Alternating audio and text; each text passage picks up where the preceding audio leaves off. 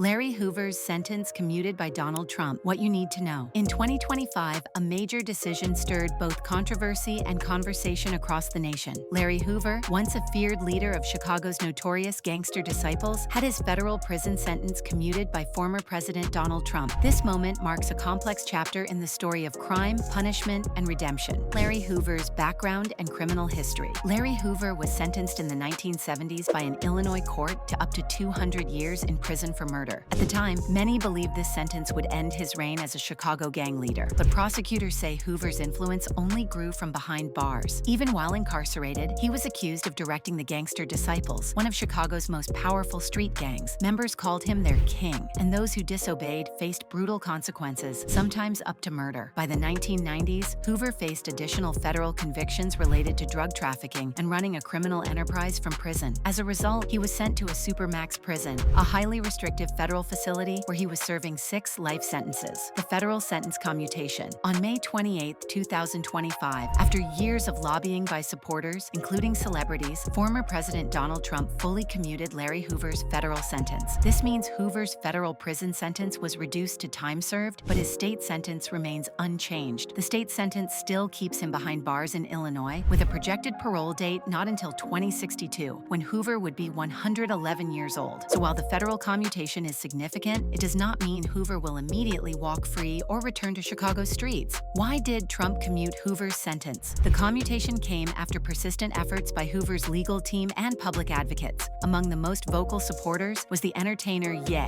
formerly Kanye West, who lobbied Trump during his presidency to free Hoover. Legal representatives explained that the process took years, with renewed momentum recently, especially after Alice Johnson, another clemency advocate who had her life sentence commuted by Trump, joined the effort as a pardon czar advising the White House. Trump's decision shows a willingness to extend mercy to certain prisoners, despite his usual tough rhetoric on violent gangs. The impact of Hoover's commutation. Though Hoover is now 74 and suffers from health problems, critics worry about the message this commutation sends. Prosecutors have long described Hoover as a dangerous figure, whose gang was responsible for widespread violence and drug trafficking. In 1997, one lead prosecutor called Hoover the head of perhaps the largest monolithic criminal organization this country has ever known, with over 30,000 members in 28 states and annual drug sales exceeding $100 million in Illinois alone. Supporters argue Hoover has aged out of crime and highlight the harsh conditions of his incarceration, spending 23 hours a day in a small concrete cell with virtually no contact with the outside world. What about Hoover's state sentence? Despite the federal sentence commutation, Hoover still faces a long state prison sentence in Illinois. His parole eligibility isn't until 2062, effectively meaning he will likely spend the rest of his life in prison. Hoover's lawyers have expressed hope that Illinois Governor J.B. Pritzker, a Democrat who has often criticized Trump, might consider commuting the state sentence as well, but so far, no official statement has been made.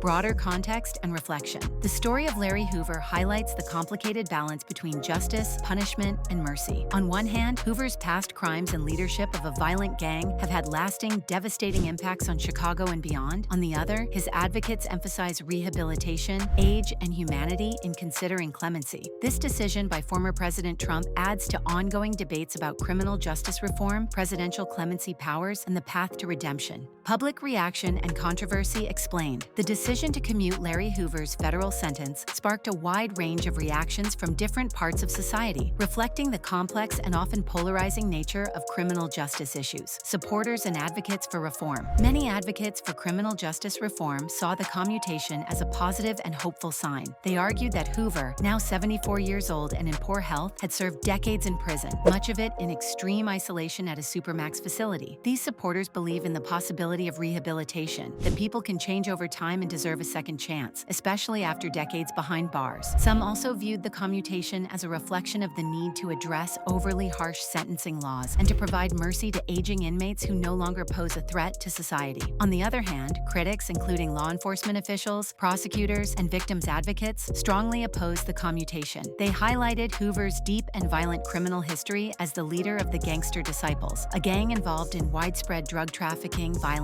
and organized crime. Prosecutors pointed out that Hoover allegedly continued to influence gang activities even while incarcerated, calling him one of the most dangerous criminals in Illinois history. Critics feared that the commutation could send the wrong message, that violent leaders could escape full accountability. Political and ethical questions. The decision also also ignited debate over the use of presidential clemency powers. Some questioned whether the commutation was politically motivated, given the involvement of celebrity supporters like Ye, formerly Kanye West, who had lobbied President Trump. Others debated the broader ethical question: how should society balance justice for victims with mercy for aging prisoners? Is there a clear line where rehabilitation outweighs past harm? Public sentiment. Among the general public, opinions were similarly divided. Some expressed hope that Hoover's release from federal prison might signal progress toward a more humane justice system, while others expressed outrage, fearing it undermined the safety of communities affected by gang violence. Celebrity advocacy and public figures, the power behind the pardon. One of the most influential forces behind Larry Hoover's commutation was none other than the artist Ye, formerly known as Kanye West. His involvement began as early as 2018 when he directly appealed to then-President Donald Trump during a White House visit. In that now-viral meeting, Ye requested clemency for Hoover, marking the beginning of celebrity-led advocacy for his release. Ye continued to raise awareness in the years that followed. On his 2021 album Donda, the track Jesus Lord featured an audio clip from Hoover's son, Larry Hoover Jr. In that emotional moment, the younger Hoover thanked Ye for bringing his father's case to the Oval Office. His message was clear: free my father, Mr. Larry Hoover Sr. The album brought national attention to the cause through pop culture. In a rare move, Ye even partnered with Canadian rapper Drake in December 2021. The two artists, who had been publicly feuding, reunited for the Free Larry Hoover benefit concert at the Los Angeles Memorial Coliseum. The event was more than entertainment. It was a unified front for criminal justice reform, bringing thousands of fans together under a shared message of mercy and change. The moment the federal commutation was announced, Ye took to X, formerly Twitter, to express his gratitude. He wrote in all caps, "Words can't express my gratitude for our devoted, enduring President Donald Trump for freeing Larry Hoover." His post sparked both praise and backlash, igniting debates on celebrity influence in matters of justice. Rapper Drake's role, though less vocal, was no less symbolic. By aligning with Ye and supporting the concert, he helped extend the message to a broader global audience. Their involvement brought the Hoover case from legal circles to pop culture headlines, reshaping public perception. These celebrity endorsements played a powerful role in framing Hoover's case as one deserving reconsideration. While critics questioned the motivations behind Trump's decision, there's no denying the pressure public figures applied to push the conversation forward.